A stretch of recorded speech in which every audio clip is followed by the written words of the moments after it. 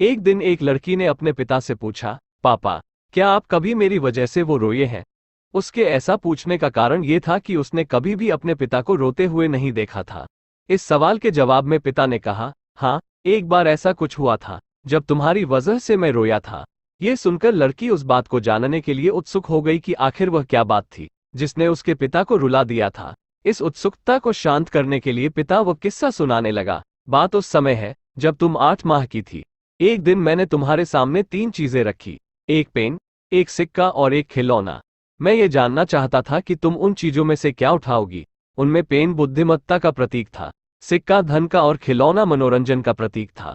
मैं ये सब बस एक जिज्ञासा के कारण कर रहा था। मेरे लिए ये जानना बहुत रोचक था कि मेरी बेटी के लिए आगे जाकर क्या सबसे अधिक मायने रखेगा।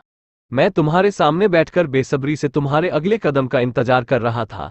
मैंने देखा कि कुछ देर बैठकर तुम उन चीजों को देखती रही, फिर घुटने के बल पर चलते हुए उनकी ओर बढ़ी। जब मैंने तुम्हें आगे बढ़ते हुए देखा, तो मेरी धड़कनें मानो सी रुक गई। लेकिन अगले ही पल तुमने उन सभी चीजों को अपने हाथ से एक तरफ हटा दिया और आगे बढ़कर मेरी गोद में चली आई। बस यही वो पल था, जब मेरा दिल भर आया था और तुम्हारी वजह से मैं रो पड़ा था। ये किस्सा सुनकर लड़की की आंखों में आंसू आ गए।